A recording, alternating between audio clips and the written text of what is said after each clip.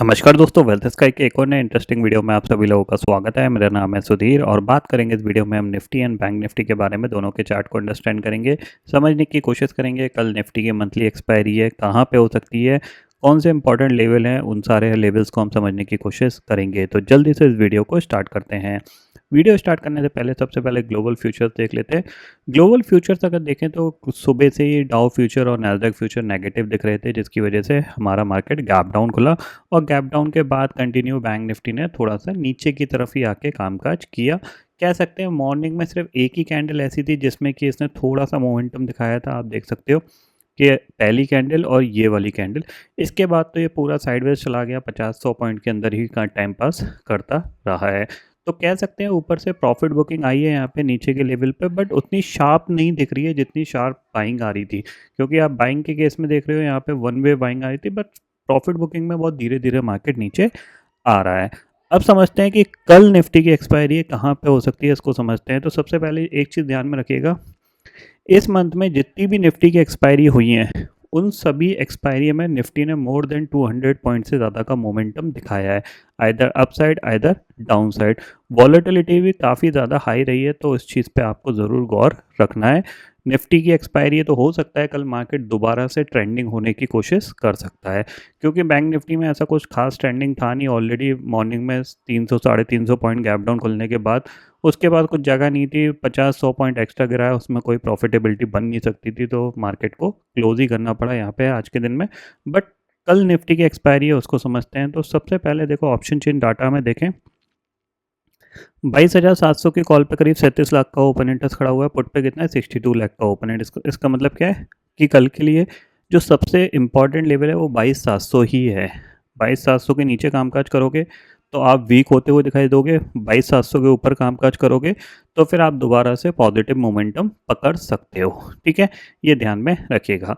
अब currently global futures negative हैं, मान लीजिए ये नेगेटिव ना जाके पॉजिटिव बंद हो जाते हैं तो फिर हम कल पॉजिटिव रिएक्ट कर सकते हैं, और अगर ये नेगेटिव फर्दर और गिर के बंद होते हैं तो फिर हो सकता है हम नेगेटिव रिएक्ट कर सकते हैं।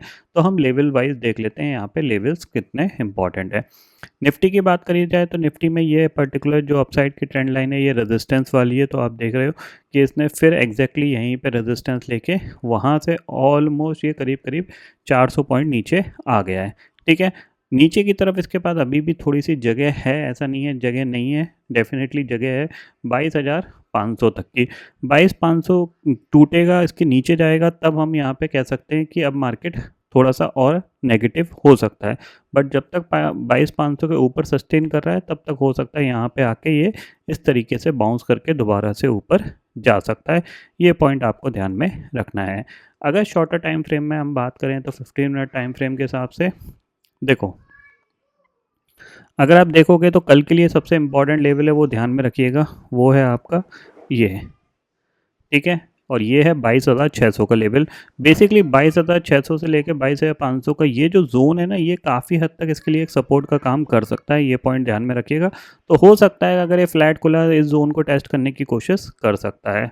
अब बिल्कुल पॉजिटिव कब होना है, तो जाहिर सी बात है 22,800 के ऊपर आप बिल्कुल पॉजिटिव हो सकते हो। अदरवाइज ये रेंज एक्सपेक्ट कर रहा हूँ मैं कल के दिन के लिए, ये वाली जो रेंज है इसके बीच में ये टाइम पास कर सकता है।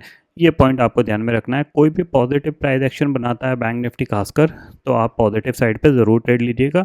और अगर नेगेटिव बनाता है तो नीचे बैंक निफ्टी के पास जो सपोर्ट एरिया है वो आपका करीब 48,200 48,100 एक सपोर्टिंग एरिया है। तो ज़्यादा कुछ फर्दर फॉल होगा उसके चांसेस थोड़े से कम दिख रहे हैं। तो यहाँ से एक रिकवरी आ सकती है अगर ग्लोबल मार्केट पॉजिटिव बंद होते हैं या फिर उनमें कोई बड़ी गिरावट देखने को नहीं मिलती है। ठीक है, वहीं अगर हम बैंक निफ्टी की बात करें तो देखो, बैंक निफ्टी अगर मैं डे चार्ट की बात करूं, यहाँ पे आपको देखेगा ये पर्टिकुलर अप साइड की ट्रेंड लाइन है जिस पे ये कंटिन्यू सपोर्ट ले रहा है।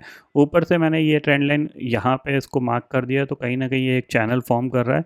तो इस चैनल के हिसाब से ये ट्रेड करने की कोशिश कर सकता है, एक दो ट्रेडिंग सेशन, उसके बाद ये इधर ऊपर ब्रेक करेगा या फिर नीचे ब्रेक डाउन देगा। ये चीज़ ध्यान में रखिएगा, क्योंकि इसके पास अब देखा जाए तो हार्डली दो ट्रेडिंग सेशन है। सही बताऊं तो अगर दो ट्रेडिंग सेशन है, क्योंकि संडे को आपको एग्जिट पोल आ जाएंगे, एग्जिट पोल के बाद मंडे मार्केट रिएक्शन देना स्टार्ट कर देगा, फिर एक दो दिन मार्केट उसी हिसाब से वॉलेटिलिटी क्रिएट करने की कोशिश करेगा।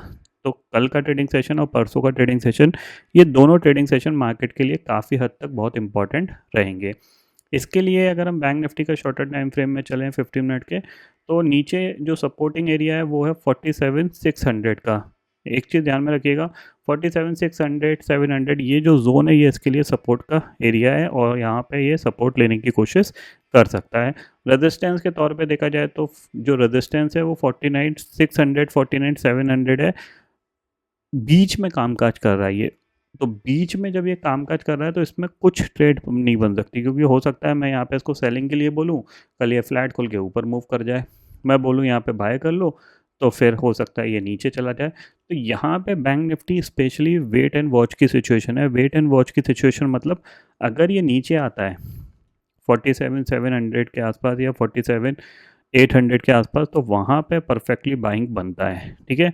और रेजिस्टेंस के तौर पे ऊपर जब जाएगा तब वहाँ पे रेजिस्टेंस बनेगा। तो मैं बाइंग साइड पे अगर मार्केट का फोकस करूँ तो 47,700 का जो लेवल है ये अब एक बाइंग का लेवल रह सकता है, खासकर बैंक निफ्टी के अंदर, ठीक है। तो कल आपको थोड़ा सा निफ्टी पे फोकस कर सकते हो। अगर आप निफ्टी कोई प्राइस एक्शन बनाता है पॉजिटिव या नेगेटिव, उसके बेसिस पे आप ट्रेड कर सकते हो। किसी भी रीज़न से अगर ये 22,500 के आसपास गया तो फिर 22,500 पे ही एक्सपायरी करने की कोशिश कर सकता है, ठीक है। तो आई होप दोस्तों ये पर्टिकुलर डाटा आपको समझ में आ गया होगा। दोस्तों फिलहाल इस वीडियो में इतना ही है। आई होप ये वीडियो आपको पसंद आएगा। वीडियो पसंद आता है तो लाइक और शेयर ज़रूर करिएगा और चैनल को जो सब्सक्राइब कर लीजिए, क्योंकि मैं सुधीर लेके आता रहूँगा हर दिन आपके लिए नए नए वीडियो। इसी के साथ शुक्रिया दोस्तों, जय हिंद।